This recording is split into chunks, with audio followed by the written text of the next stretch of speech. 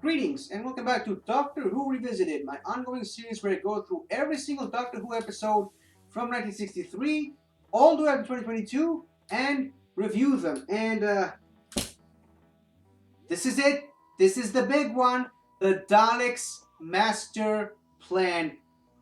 Still to this day, one of, if not the biggest episodes of Doctor Who of all time. A 12-part serial. Count it, 12 episodes. Technically 13 if you include Mission to the Unknown as part of it. But yeah, on its own, 12 different episodes, 12 weeks of television dedicated specifically for this one episode that just sees the Doctor battling the Daleks with some companions who come and go along the way. First of all, to start this off, Nicholas Courtney. Nicholas Courtney makes his Doctor Who debut as the character Brett Vian years before the Brigadier ever makes an appearance in Doctor Who. Yet still, this is like the closest we've ever gotten to seeing William Hartnell and Nicholas Courtney together as the Doctor and not the Brigadier, but just the fact that they were both together in the same episode for at least a good chunk of the serial. It just really warms my heart.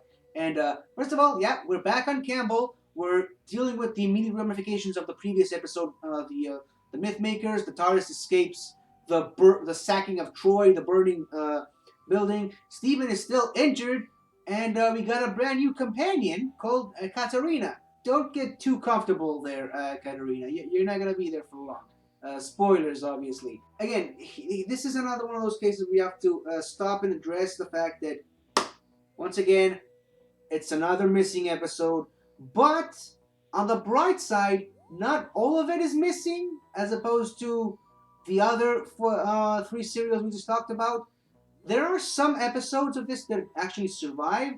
A lot of it is missing, but there's actually a good handful of episodes that we can actually properly talk about. Episodes we actually get to see what happens. We get to that in episode 2 of the serial, I believe. But first of all, let's just talk about episode 1 of the serial. So the Doctor goes out exploring.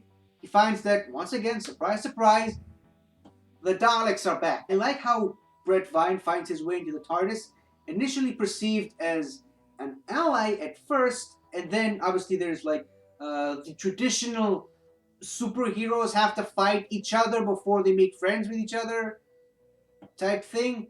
So yeah, and he actually does help Stephen later in the episode. He helps him heal, which is what really just sets this company of friends together. I like the Doctor's deception.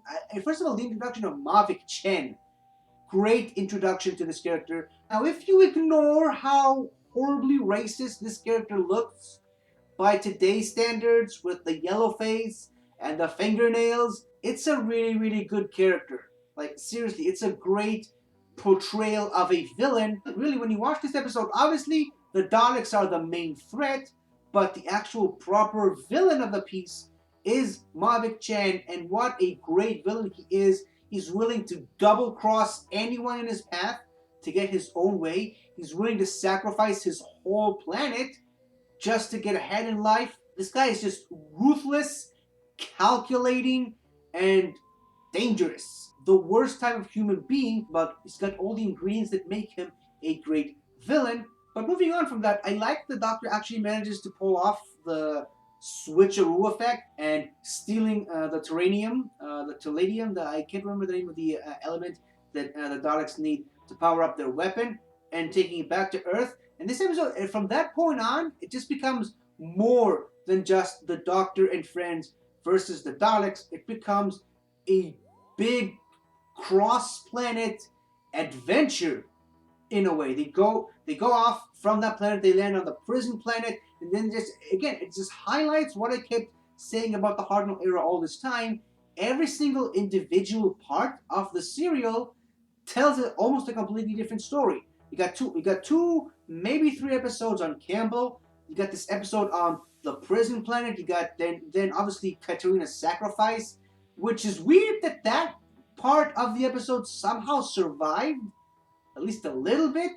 It's one of those. It's a missing episode, but specifically the clips from there actually survive. It's unfortunate you have to say goodbye to a character, especially under these circumstances that the writers just didn't really know how this character would work, so they just wrote her death scene like almost immediately. I believe actually the wiki actually says that Adrian Hill actually shot her death scene before she actually shot anything for the Mythmakers, which is just crazy to me. How do you do that to a person? But that aside, sacrificing herself to save her friends and in a way actually take someone else down with her, it's a heroic moment for her. She wasn't really the best written character, which emphasizes the point of the show writers just did not know what to do with this character. But that whole scene, that whole moment, I think acted really, really well by Adrian Hill and William Hartnell, Nicholas Courtney, and Peter Purves really did a good job reacting to her noble sacrifice. But it wasn't really long before we get another companion, which we'll get to eventually. They finally get to Earth, and then we get introduced to the character of Sarah Kingdom. Jean Marsh makes her debut as the character Sarah Kingdom, and she does not disappoint. This character is already introduced as a major badass right from the get-go. Before we even get to see her, there's that scene with Marvick Chan and Lobot.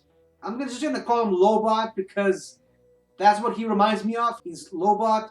If Lobot actually had some speaking lines in Empire Strikes Back.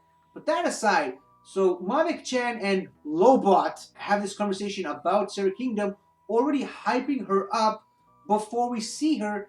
They don't even mention the fact that she's a woman. They just talk about Kingdom being their best operative yet. And then when you introduce the character, see that it's actually a woman. That is how you do a great, strong female character. You don't.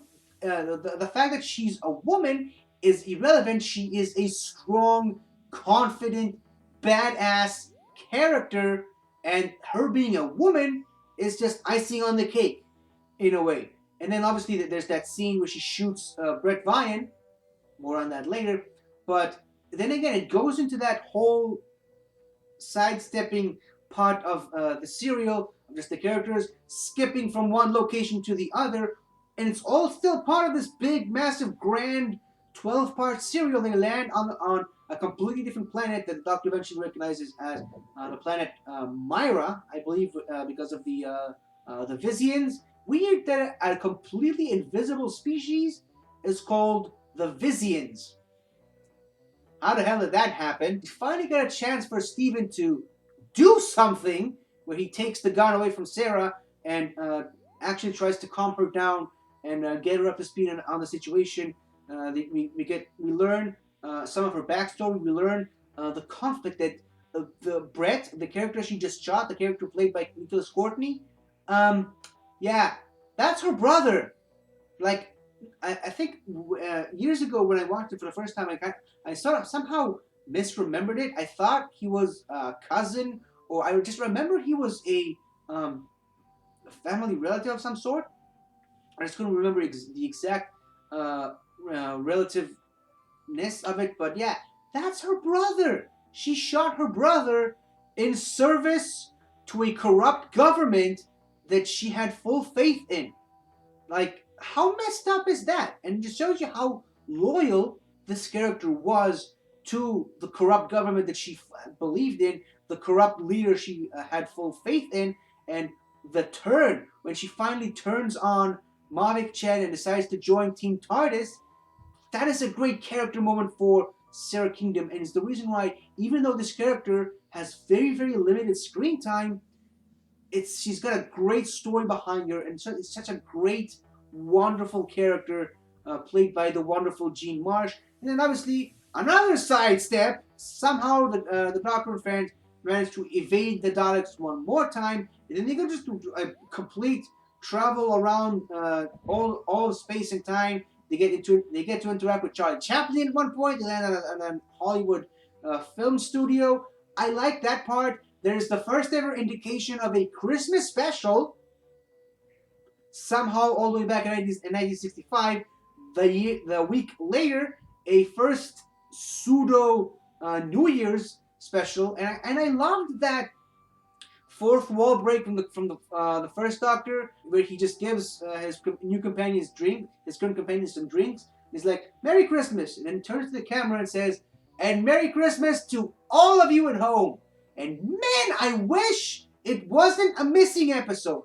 How the BBC screwed that up, I have no idea. But yeah, I wish it was a proper regular episode, not a missing reconstruction. But I digress. I'll take what I can get. It was such a great moment. And then the surprises do not stop there. We land on a new planet being formed with all the volcanic stuff happening. And surprise, surprise, we get a returning character, the monk! I wish we got to see more of the monk. I love the monk character. I love the monk. I love what they're doing with the monk now on Big Finish.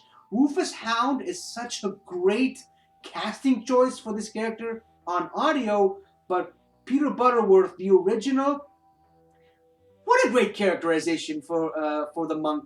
Like Peter Butterworth's portrayal of the character, all the way back in the 60s, the character does not work if Peter Butterworth does not make it work. We do not get the Rufus Hound on Big Finish of today without the portrayal of Peter Butterworth. And I like that he's clearly still mad at the Doctor for stranding him in the last episode. But when they meet up again, it's like, "Oh yeah, how you doing? No hard feelings, right?" And it's like, "Oh, I'm gonna get you." And yeah, just again the dynamic between William Hartnell and Peter Butterworth as the Doctor and the monk, such a great dynamic. He was really the master before we actually had the master, and it's really, really fun to see on screen. Again, I wish we got to see more of the monk on television. It's weird that this is his final appearance, but again, I'll take what I can get. We got to see those the 3 episodes with the monk here as part of this serial, and I'll take it. The Rufus Hound monk works with a lot of different Doctors. From the ones I've seen specifically, I've seen Rufus Hound's monk with the 5th Doctor, the 3rd Doctor, and the 7th Doctor. That's really all the Big Finish stories with the monk that I had a chance to listen to up until now. But the Peter Butterworth portrayal just works so well with William Hartnell. So I wish we got to see more of the monk before William Hartnell's departure in the next season. But at least, like I said, at least we got those 3 episodes. I love that moment. And again, I wish this wasn't a missing episode. I love the moment of the monk landing in ancient Egypt, exiting the TARDIS, and he's like, "Oh, a sun!" He goes back into the TARDIS and just comes up with sunglasses. That was just this. It's so funny, and why that character fit the era that he was in perfectly. I loved the ancient Egypt stuff. Again, some white actors playing ancient Egyptians. It is what it is. They did what they did with the resources that they had at the time.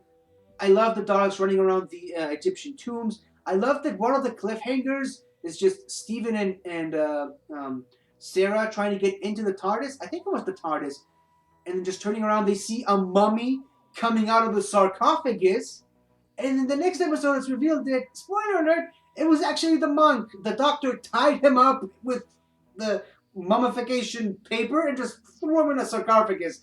It's just so funny. It's one of the main reasons why I think that character works so well. These 2 characters work so well together.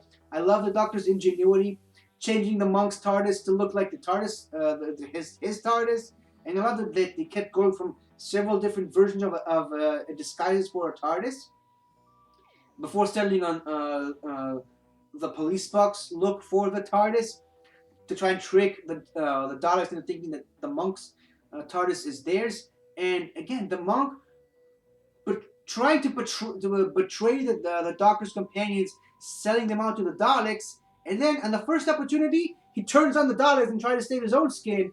Again, it's one of the reasons why I think the monk is such a great, fun character that I wish we got to see more of. And another big, major staple of the monk, at least in those early 60s episodes, is that the Doctor basically beats him by using the technology of his more advanced TARDIS against him. And the last one, he took his dimensional control And this time he took his navigational drive. I think that's the name of the item that he took, the component that he took, stranding him on some weird, desolate planet. I can't remember if it was a.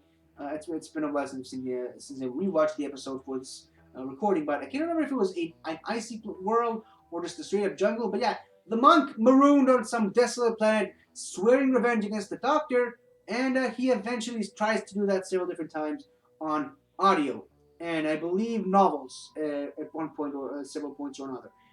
But yeah, the Doctor takes the navigation from the monk's TARDIS, landing back on the planet Campbell to try and finally quell the Daleks' master plan once and for all. Unfortunately, that's when really we reach the end of the fun stuff about this serial, with the destruction of time, the activation of the Dalek Time Destructor against the Daleks' wishes. The Daleks basically turn on every single one of their allies that they had up until that point.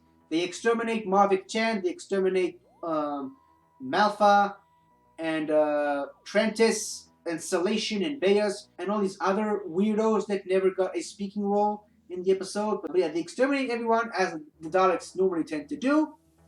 And then the activation of the Time Destructor, accelerating the planet way beyond normal. And yeah, even the Daleks can't survive that, apparently. But unfortunately, Sarah tries to save the Doctor, aging all the way to becoming an older woman, then a skeleton, and then just completely turns to dust.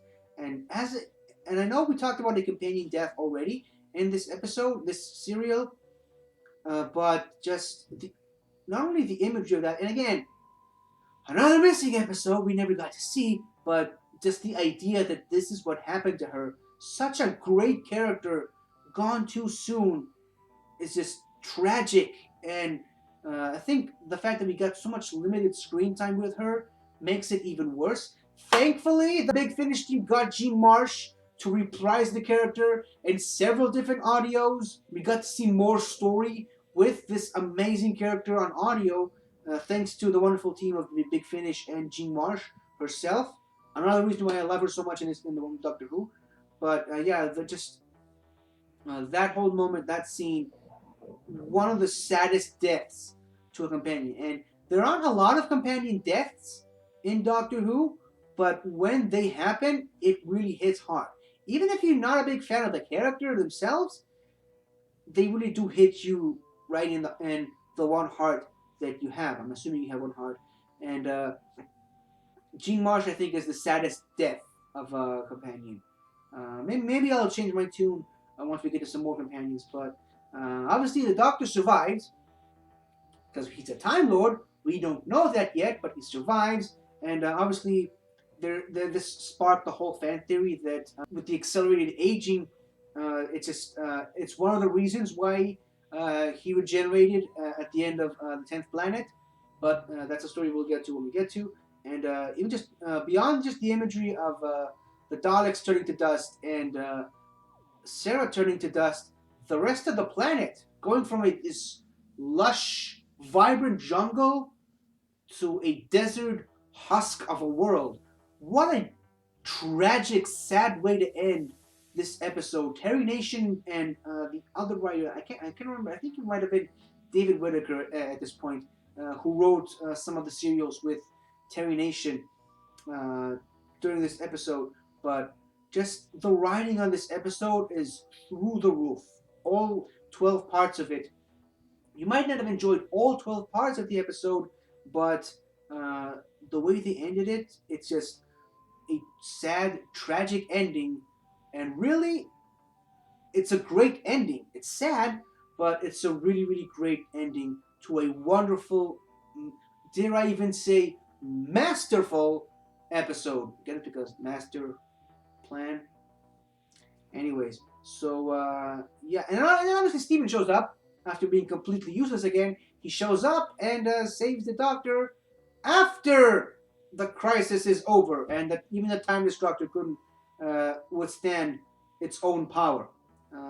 Again, what is the point of this character? I'm just going to continue to say that until we finally reach the Savages, where he finally leaves the TARDIS for good. But yeah, that is it for the Daleks' master plan. This is the longest review I've done on this series so far, and I have a feeling it's going to stay the longest review. And you know what? I'm fine with it. If this is the only review on this series that goes beyond 20 minutes, I'll be a happy man. But yeah, that's all I still have to say about this episode. Really, I said so much about this episode already that there's really not much else to talk about. So I'll leave you with that. These are my thoughts on this episode. I love it, despite the tragedy of losing two companions, one of which is a companion that had so much potential. You can guess yourselves which one I think that was. So yeah, thank you for watching, and next time, what an underwhelming way to follow up the Daleks' master plan. But we'll get to that when we'll get to that. I'll just leave you with these thoughts for now. So, goodbye. Hi there! Thank you for watching the video. And if you enjoyed it, don't forget to like, comment, subscribe, and tell your friends. I'll see you next time.